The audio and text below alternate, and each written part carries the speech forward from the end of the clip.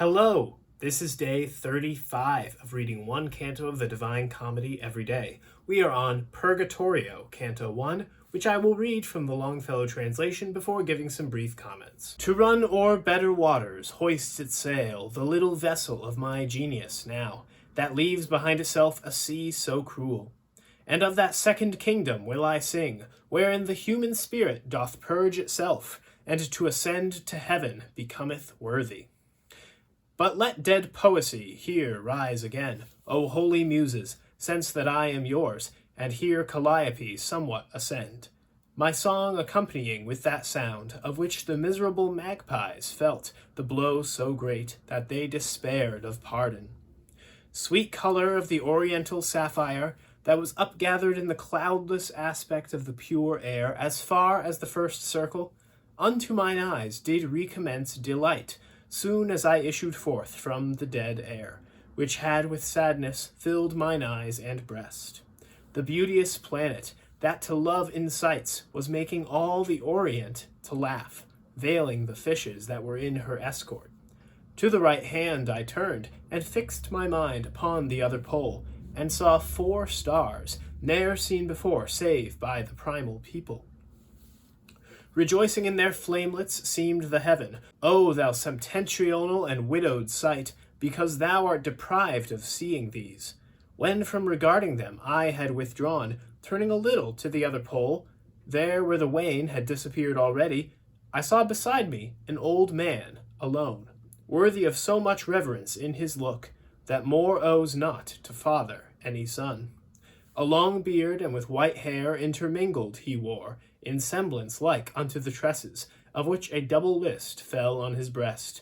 The rays of the 4 consecrated stars did so adorn his countenance with light, that him I saw as were the sun before him. Who are you? Ye who, counter the blind river, have fled away from the eternal prison? Moving those venerable plumes, he said, Who guided you? Or who has been your lamp in issuing forth out of the night profound, that ever black makes the infernal valley? The laws of the abyss, are they thus broken?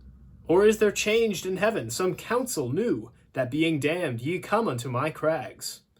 Then did my leader lay his grasp upon me, and with his words and with his hands and signs, reverent he made me in my knees and brow. Then answered him, I came not of myself. A lady from heaven descended, at whose prayers I aided this one with my company. But since it is thy will more be unfolded of our condition, how it truly is, mine cannot be that this should be denied thee. This one has never his last evening seen, but by his folly was so near to it that very little time was there to turn. As I have said, I unto him was sent to rescue him, and other way was none than this to which I have myself betaken. I've shown him all the people of perdition, and now those spirits I intend to show, who purge themselves beneath thy guardianship. How I have brought him would be long to tell thee. Virtue descendeth from on high that aids me to lead him to behold thee and to hear thee. Now may it please thee to vouchsafe his coming. He seeketh liberty, which is so dear as knoweth he who life for her refuses. Thou knowest it, since, for her, to thee not bitter was death in Utica, where thou didst leave the vesture that will shine so the great day. By us the eternal edicts are not broken, since this one lives and Minos binds not me, but of that circle I, where are the chaste eyes of thy Marcia, who in looks still praise thee, O holy breast, to hold her as thine own. For her love, then, incline thyself to us.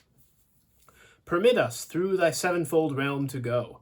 I will take back this grace from thee to her, if to be mentioned there below thou deignest.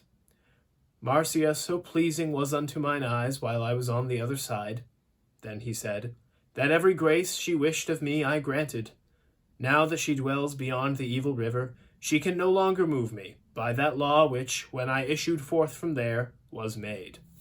But if a lady of heaven do move and rule thee, as thou dost say, no flattery is needful. Let it suffice thee that for her thou ask me. Go then, and see thou gird this one about with a smooth rush, and that thou wash his face, so that thou cleanse away all stain therefrom. For 'twere not fitting that the eye overcast by any mist should go before the first angel, who is of those of paradise. This little island round about its base, below there, yonder, where the billow beats it, doth rushes bear upon its washy ooze. No other plant that putteth forth the leaf, or that doth endure it, can there have life, because it yieldeth not unto the shocks. Thereafter be not this way your return. The sun, which now is rising, will direct you to take the mount by easier ascent. With this he vanished, and I raised me up without a word, and wholly drew myself unto my guide, and turned my eyes to him. And he began, Son, follow thou my steps. Let us turn back, for on this side declines the plain unto its lower boundaries. The dawn was vanquishing the matin hour which fled before it, so that from afar I recognized the trembling of the sea. Along the solitary plain we went, as one who unto the lost road returns, and till he finds it, seems to go in vain. As soon as we were come to where the dew fights with the sun, and, being in a part where shadow falls, little evaporates, both of his hands upon the grass outspread, in gentle manner did my master place, whence I, who of his action was aware, extended unto him my tearful cheeks. There did he make in me uncovered wholly that hue which hell had covered up in me. Then came we down upon the desert shore, which never yet saw navigate its waters any that afterward had known return. There he begirt me as the other pleased. O marvelous! For even as he culled the humble plant, such it sprang up again suddenly there where he uprooted it. I believe that the Divine Comedy is an epic poem, and so obviously, of course, it has what every epic poem has, especially here at the beginning of a new section, a new part, which is an invocation to the muse, not the Greek god of art and poetry. Dante is in fact recognizing that an inspiration and wisdom that flows into him to create such beautiful works of art, to be a part of the mind of God. And that is what he is exalting here. And yet the language is such that it does hearken back to the actual invocation of the muses as they were believed to be back in ancient Greece. Again, Dante's great at melding ancient wisdom plus Christian theology. And in the middle of this invocation, notice that he says, as Mark Musa points out, here let death's poetry arise to life. Which is to say, let his poetry, which in the past, yesterday in the Inferno, was about souls that are dead to God and dead to grace. Let it rise to life. Let it now be about living souls, souls that are not dead to God, souls with hope, that are going somewhere, that are moving, that are changing, that are responsive to grace. But also remember the line from Dante in the previous canto, which was, he felt neither living nor dead in the presence of Satan.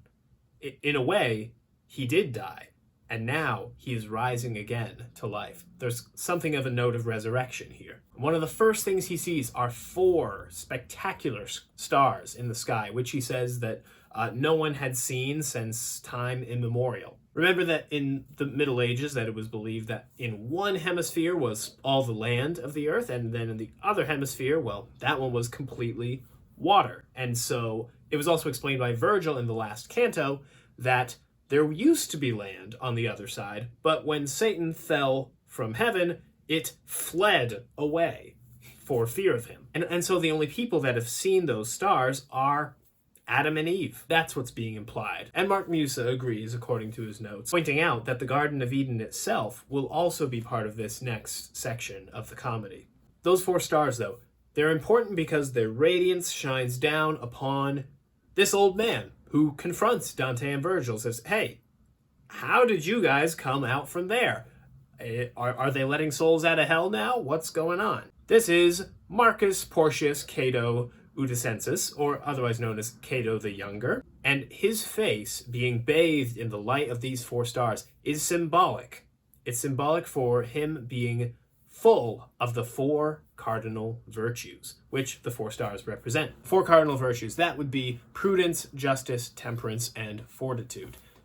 There are 7 virtues in all that would have been recognized at this time in the medieval Christian philosophy.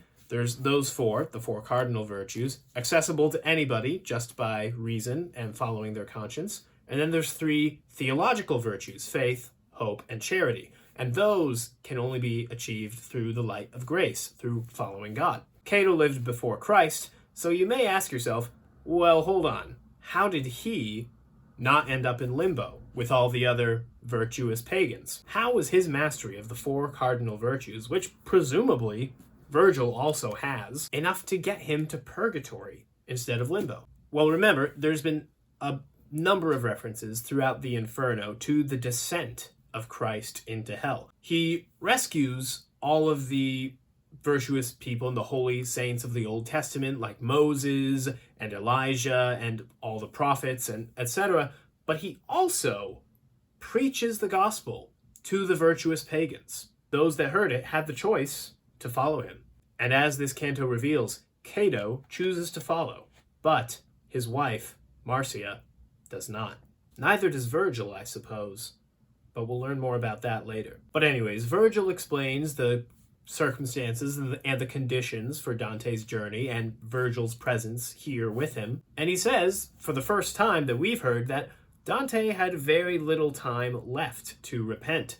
Remember, he was in the dark wood at the very beginning of the Inferno, but about 5 minutes walk away was the mouth of hell. He was about as far gone as you can get. It's a good thing Virgil arrived when he did. But Virgil hasn't said that to Dante at any point during the Inferno. It would have completely dispirited him. He says it now that they're out of hell. Now he's willing to say out loud in front of Dante, whew, it's a good thing we are out of there. You would not have lasted much longer. And Cato instructs Dante that in order to begin to ascend the mountain of purgatory, because that is where they are. They're at the base of the mountain of purgatory.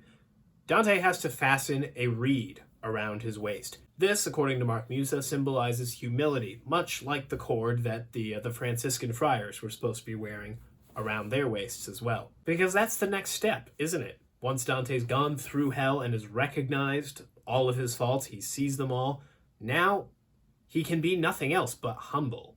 But just like hell, purgatory has its own rules and they have to be followed.